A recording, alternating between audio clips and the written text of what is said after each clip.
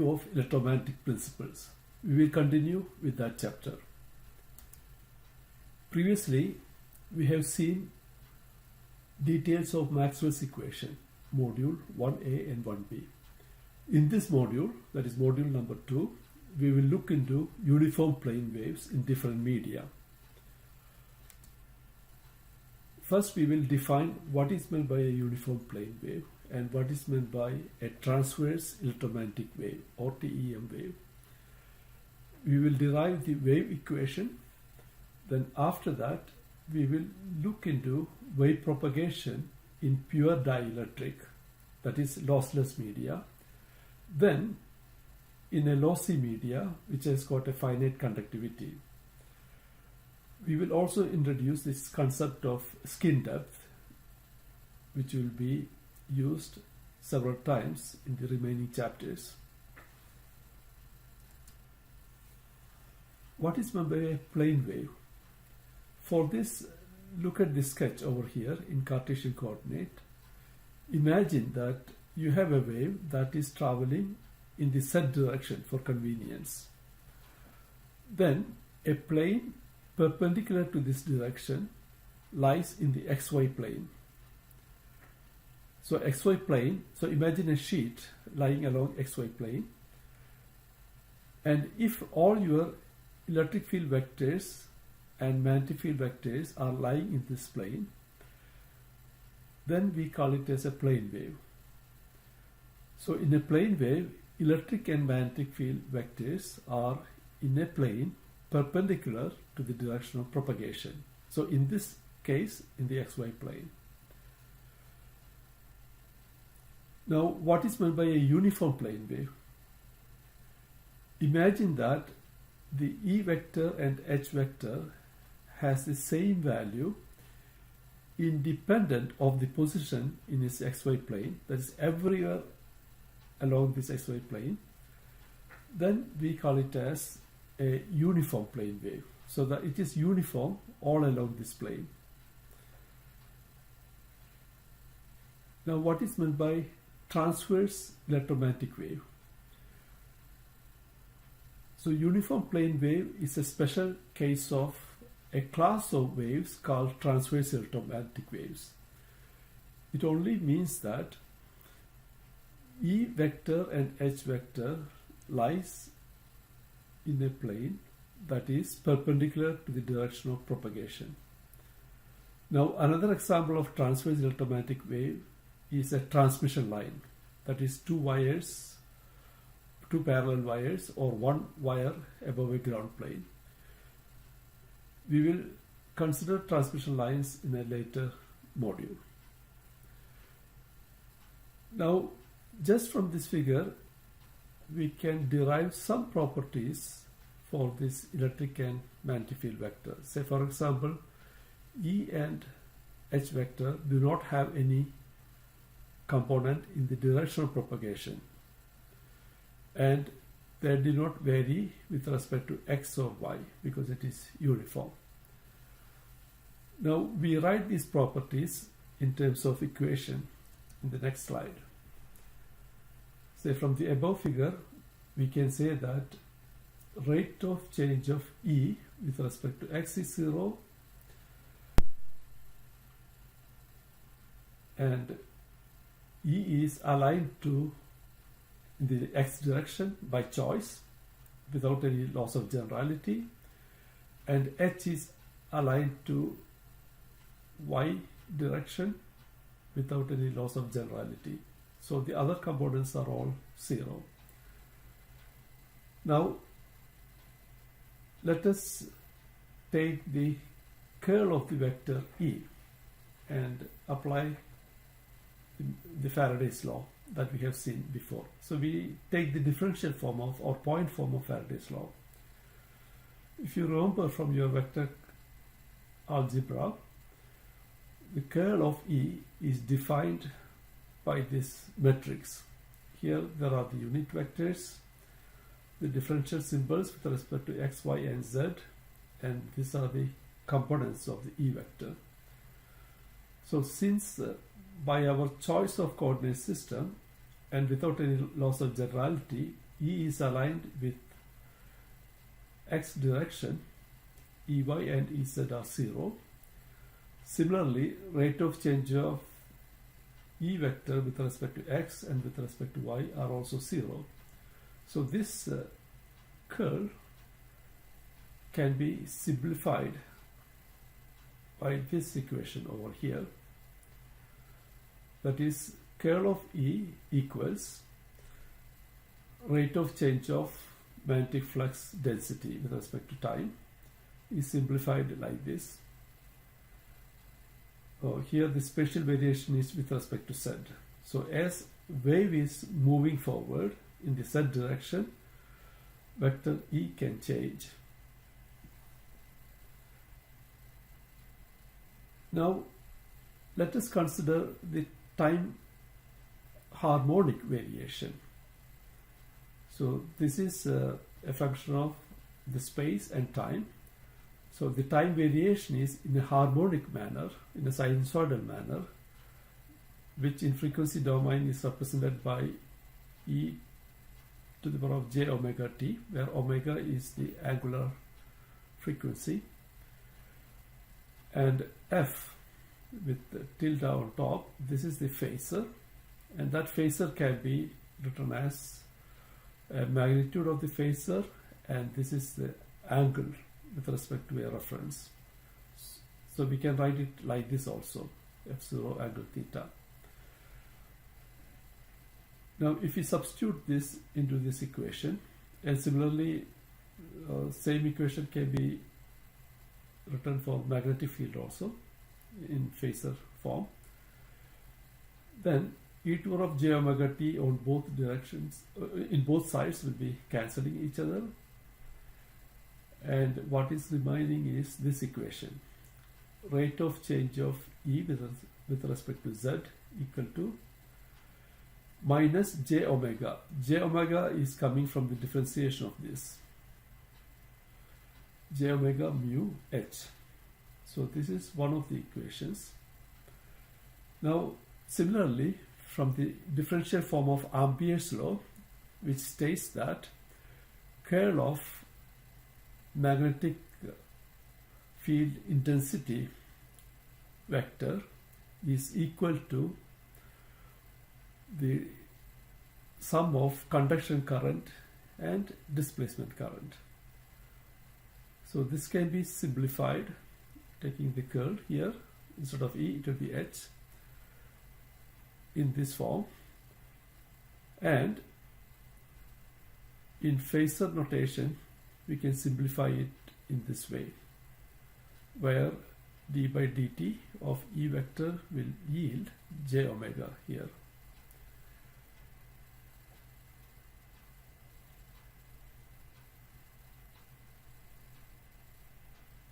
Now from this equation and this equation combined, that is differentiating with respect to z and substituting in each other, we get the wave equation written like this. So second derivative of E with respect to z equal to j omega mu sigma plus j omega epsilon multiplied by E.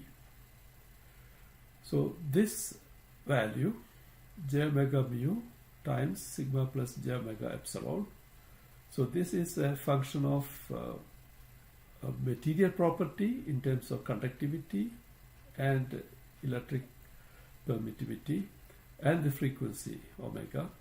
So this factor is called as propagation constant square, so gamma square. So similarly, with the H field also we can write a wave equation.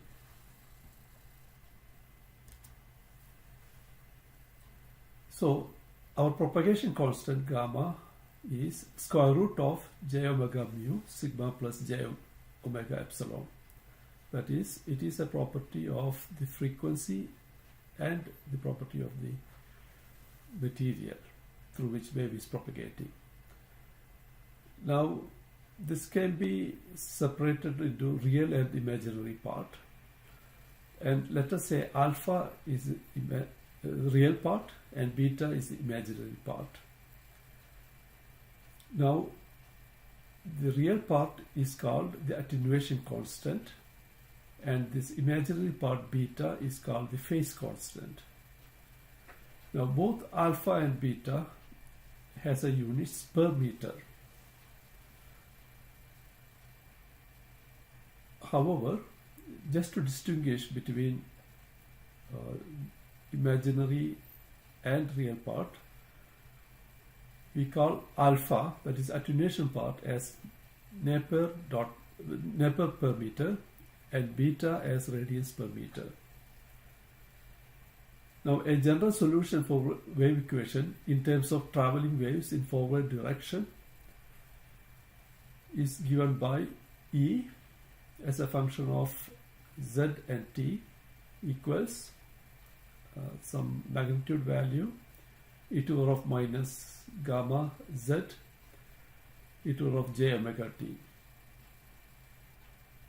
So gamma can be expressed in terms of alpha and j beta. So if you expand it, this part is the attenuation part, e raised to minus alpha z. Then you have a phase part also. Similarly, H can also be written in this manner.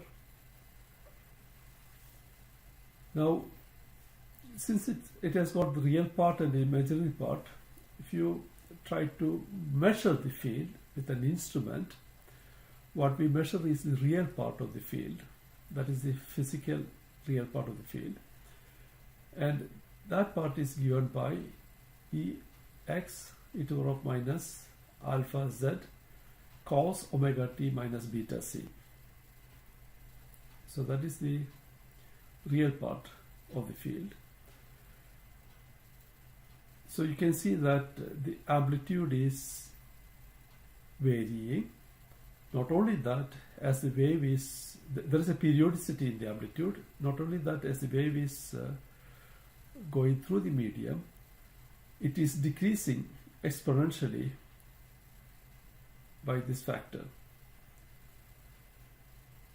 Now, the wave has a velocity within the medium, and that velocity we can derive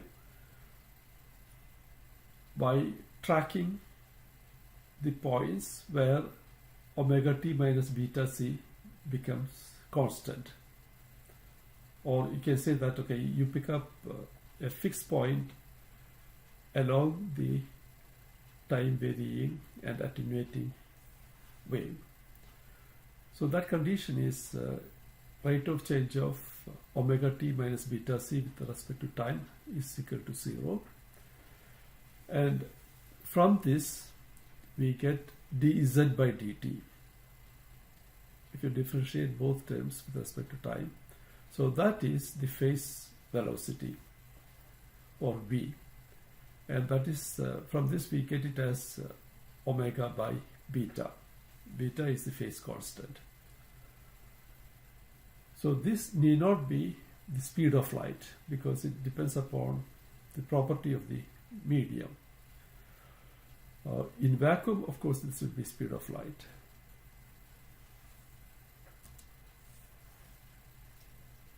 Now we can define another property of the medium, the intrinsic impedance of the medium. We have seen previously that E is given by this expression, and similarly H is given by this expression. And in general, we know that impedance is expressed as Ex by Hy. But even without using this, you can manipulate these equations and find that H is given by Ex by Zm, and Zm equal to j omega mu by gamma, the propagation constant. So that is equal to square root of j omega mu divided by sigma plus j omega epsilon. So impedance of the medium is given by the frequency as well as the properties of the medium. There are three basic properties for the medium. One is the conductivity sigma, the electric permittivity epsilon, and the magnetic permeability mu. So from this we get impedance of the medium. Now let us go to the lossless media, that is a good dielectric, where conductivity equal to 0. Previously we have seen the propagation constant gamma,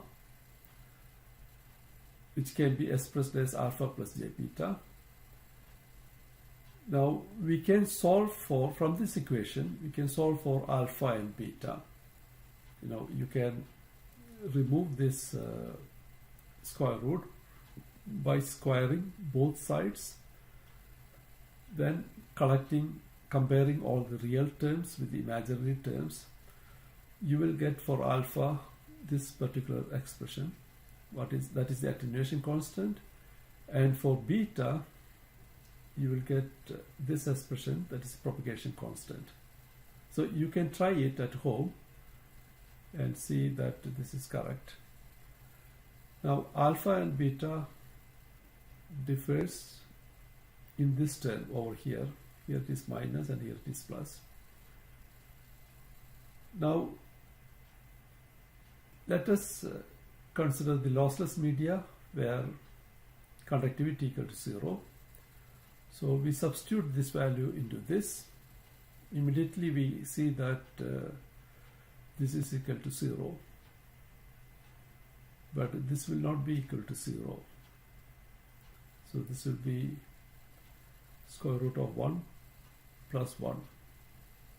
So basically 1, and here there is a square root.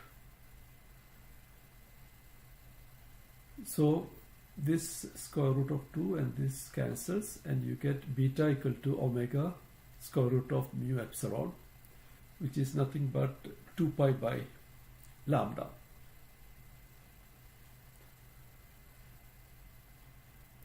Now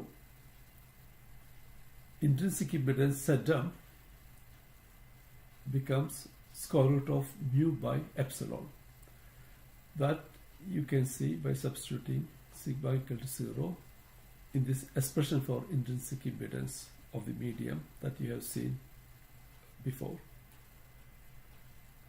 Now phase velocity v equal to omega by beta, that is equal to, substituting for beta, 1 by square root of mu epsilon, which is nothing but frequency times lambda.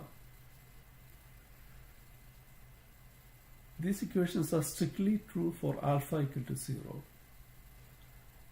But we can use these equations with very good approximations for any dielectric when we have sigma by omega epsilon. This part is far less than 1. So when this part is far less than 1, you get something like 1.002 or something like that.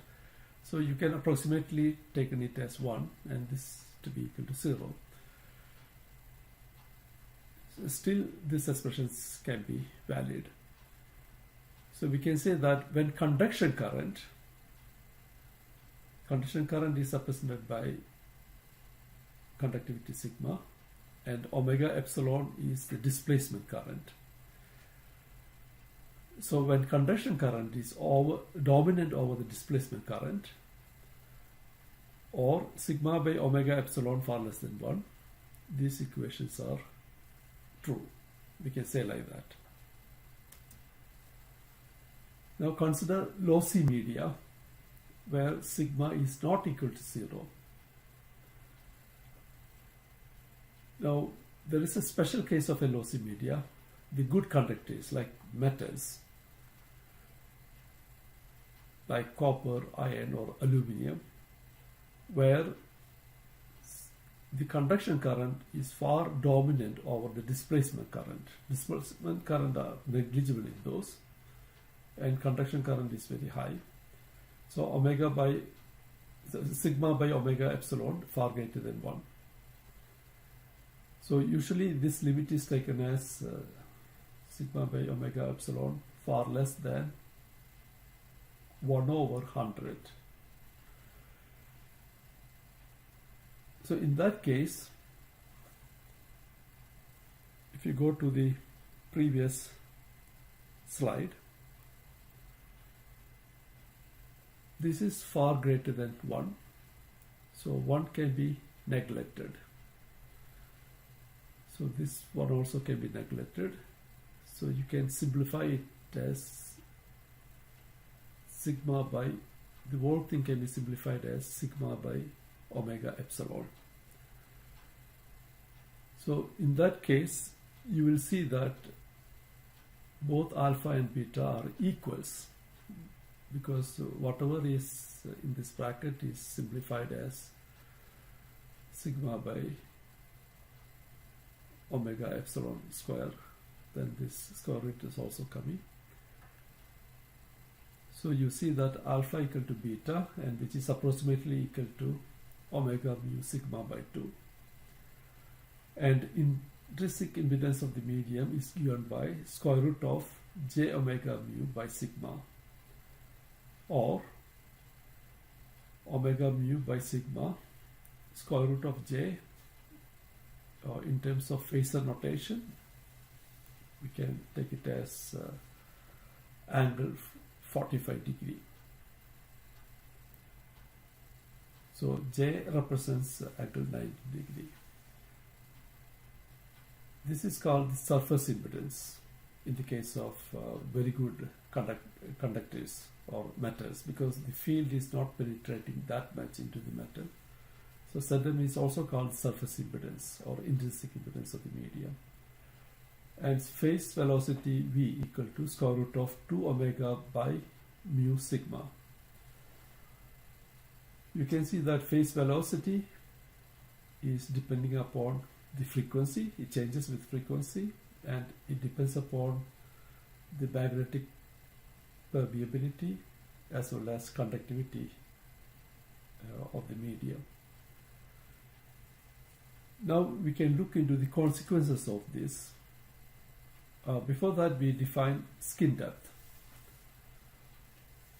So what is skin depth? You know that waves are penetrating into the metals, but it will be attenuating very fast. So skin depth delta is defined as the distance over which the amplitude E0 into the power of minus alpha z of the wave is decreasing by 1 by e, where e is the base of the natural logarithm. So 1 by e is equivalent to 0.37. So this is an exponentially changing wave. Suppose E0, we take it as 1 here. Now this is exponentially decreasing. So this is the surface of the metal, let's say, and this is the depth of the metal. So as we go into the metal, when this wave, this amplitude becomes 0.37 or 1 over e, we call this depth as 1 skin depth. So you can see that when you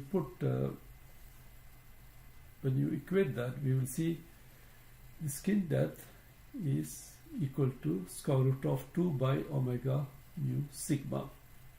You can verify it yourself, and that is equal to omega is 2 pi f, so square root of 1 by pi f mu sigma. So this is a function of frequency. As the frequency is increasing, what you see that skin depth is decreasing. And it also depends upon mu and sigma. And similarly, you can verify that inside the metal, speed of the wave v equal to 2 pi f sigma. At home, you can substitute in your equations and verify all these expressions. So wavelength lambda is nothing but 2 pi and delta, that is skin depth. So intrinsic impedance or surface impedance or characteristic impedance, you can call by any of these three names. So intrinsic impedance of metal is equals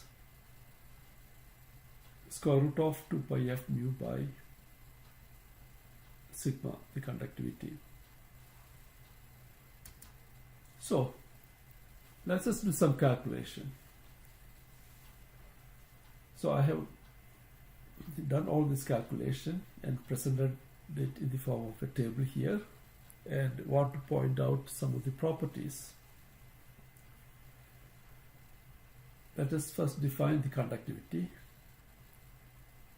permeability. Now, conductivity of copper is very high, perhaps one of the highest in the common kind of metals that we use in electrical engineering. This is 5.8 into 10 to the power of 7 Siemens per meter. So usually the materials that we use in electrical engineering are copper, aluminum, iron, or some combinations of that. So among them, this has got the highest conductivity. So we take it as a reference for easiness. So conductivity can be represented as a reference conductivity times conductivity of copper. And permeability, we know, of a medium is a reference permeability or relative permeability multiplied by the permeability of vacuum or air.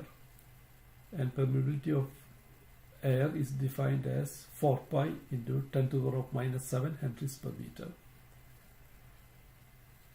Free space value of v or speed of light is 3 into 10 to the power of 8 meters per second. So we can easily see that the wavelength at 1 megahertz is nothing but 300 meter. That is 3 into 10 to the power of 8 meters per second divided by frequency 10 to the power of 6. So you get 300 meter. So wavelength at 1 gigahertz in free space or air is 0.3 meter. Similarly, we can say that free space impedance equal to 377 ohm. Now, you remember these reference values. So in free space, wavelength is of the order of meters, you can say, or fraction of a meter. And impedance is of the order of hundreds of ohms, 377 ohm. Now, let us consider this in medium, copper and iron. So for copper, well, relative conductivity is 1, and it is a non-magnetic material, so mu r equal to 1. In iron, well, in this particular iron, let's say the conductivity is only 10% of copper, so 0.1. So 0.58 10 to the power of 7 Siemens per meter. Iron is magnetic, so relative permeability, let's say it is 500. So here we have the skin depth, velocity in the medium, wavelength in the medium, and the impedance in the medium, and here we have the frequency 51 1 megahertz 1 gigahertz. Same thing for iron. Now the skin depth, you can see this is 10 to the power of minus 3 meter, so this is basically in terms of millimeter. At 50 hertz the wave will penetrate into iron, and within 9.35 millimeter it is reduced in value by E, that is 0.37 of the original value. So that is meant by skin depth, and it is traveling at a velocity of 2.936 meters per second.